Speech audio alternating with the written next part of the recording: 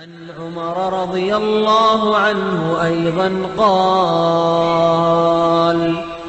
بينما نحن جلوس عند رسول الله صلى الله عليه وسلم ذات يوم إذ طلع علينا رجل شديد بياض الثياب شديد سواد الشعر لا يرى عليه أثر السفر ولا يعرفه منا أحد، حتى جلس إلى النبي صلى الله عليه وسلم فأسند ركبتيه إلى ركبتيه ووضع كفيه على فخذيه وقال: يا محمد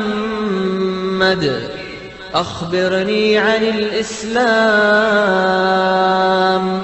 فقال رسول الله صلى الله عليه وسلم: الإسلام أن تشهد أن لا إله إلا الله وأن محمدا رسول الله، وتقيم الصلاة وتؤتي الزكاة وتصوم رمضان وتحج البيت إن استطعت إليه سبيلا.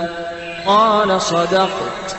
فعجبنا له يسأله ويصدقه. قال: فأخبرني عن الإيمان. قال: أن تؤمن بالله وملائكته وكتبه ورسله واليوم الآخر، وتؤمن بالقدر خيره وشره. قال: صدقت.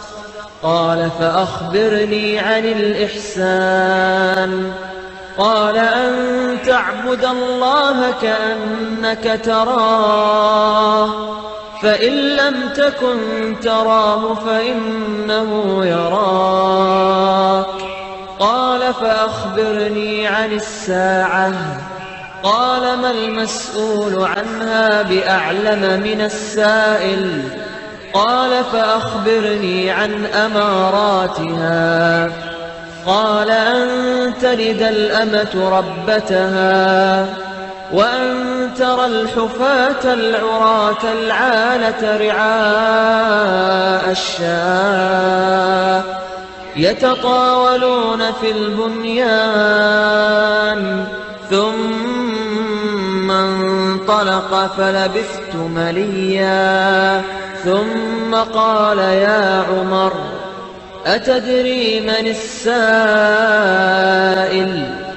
قلت: الله ورسوله أعلم.